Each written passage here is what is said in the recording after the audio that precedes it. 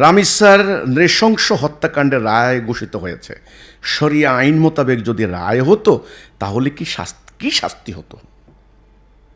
দেখেন, শরিয়া আইন যদি থাকতো তাহলে কি শাস্তি হতো? সেটা আপনার মৃত্যুদণ্ড, স্বাভাবিকভাবে মৃত্যুদণ্ড হতো। তো কার্যকরের প্রক্রিয়া, এখন কার্যকরী প্রক্রিয়া যদি আমি বলি, সেটা কিসাসের যে বিধান, যে চোখের বদলে চোখ, নাকের বদলে নাক, রামিসাকে হত্যা করা, জবাই করা হয়েছে। তাহলে কিসাসের বিধান মোতাবেক তো এই লোকটারে তাই করা দরকার, তার শিরোচ্ছেদ করা দরকার, তাই না? আদালতের রায়ের কার্যকর করতে গেলে আমি মনে করি শরিয়া থাকলে এটা হইতো যে শিরোচ্ছেদ, তার শিরোচ্ছেদ হইতো। এই এখন আমাদের দেশের আইন সেটা কিভাবে কার্যকর করবেন, ফাঁসির রায় কিভাবে কার্যকর হয়, সেটা জেলখানাতে গেলে আপনি জেলারের সাথে আলাপ করলে আপনি পাবেন, বা যারা জেল খাইটে আইছে দেখছে এ ধরনের ঘটনা বলি তাদের সাথে আলাপ করলেও পাবেন। রশিদ দিয়া জুলাইয়া বোধহয় মারা হয়, মানে ফাঁসি দেওয়া, কার্যকর করা, হত্যা করা হয়। তো আল্লাহর শরিয়া থাকলে হয়তো আমার ভাষ্য মোতাবেক ওইটা হইতো। আবার দ্বিতীয় কথা হলো, আমি আবার বলছি, ইসলামের একটা আদালত সিস্টেম আছে, একটা রাষ্ট্র ব্যবস্থা একটা আলাদা। ইসলামের রাষ্ট্র ব্যবস্থা আলাদা। এখানে বিচারিক প্রক্রিয়া, এখানে শাসন ব্যবস্থা, অর্থ ব্যবস্থা সব মিলেই একটা রাষ্ট্র ব্যবস্থা। সেটারই একটা সাইড, একটা ব্রাঞ্চ হলো বিচার ব্যবস্থা। পূর্ণাঙ্গ ইসলাম কায়েম না করে আপনি এখন এই ব্যাপারে মন্তব্য করতে পারেন না।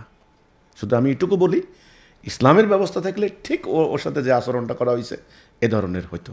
তবে এখানে ইসলামের কিন্তু আইনে, ইসলামের আইনে কিসাসের বিধানের আগে তিনটা অপশন আছে। তিনটা অপশন হলো, এখন তো এসব কথা বললে সেন্টিমেন্ট হয়ে গেছে মানুষের।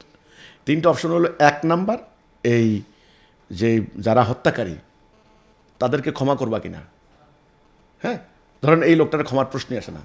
2 নাম্বার, সে অর্থদণ্ড, বোধহয় আদালত 7 লক্ষ টাকা জরিমানা করছে, আমি যত শুনেছি, অর্থদণ্ড মানে দিয়ত, রক্তমূল্য। 3 নাম্বার, না অর্থদণ্ড মানব না, তাকে মানে শাস্তি দিতে হবে। মানে পুরো বিষয়টা নির্ভর করতেছে বাদীর সিদ্ধান্তের উপর। বাদীর, রাইট, এখানে বাদীর খুব ইম্পর্টেন্ট। মানে ইসলামের রাষ্ট্র ব্যবস্থা বাদীর খুব ইম্পর্টেন্ট। আর বর্তমান বিচার ব্যবস্থা বাদীর খুব একটা, আমি দেখলাম বাদী না যাইতেও কিন্তু অনেক কাজ হয়ে যায়। ইসলামের ব্যবস্থা এখানে যারা ইসলামী বিশেষজ্ঞ আছেন, ফকিরা আছেন, তারাও কিন্তু বলবেন এটা বাদীর এখানে মুখ্য ব্যাপার। বাদী কি চায়, কোন বিচারে তিনি সন্তুষ্ট হবেন। আর বর্তমান এতে বাদীর ওই সন্তুষ্টির কোনো খুব একটা প্রভিশন নাই, কম। এই হচ্ছে কথাটা। কাজে রামিসার যে শাস্তিটা হয়েছে, হ্যাঁ, ইসলামে হইলেও এটা মৃত্যুদণ্ডই হইতো, কিন্তু কার্যকরের প্রক্রিয়া এবং বাদীর চাওয়াটা ইত্যাদি হয়তো ভিন্ন হইতো। এই হচ্ছে ব্যাপারটা।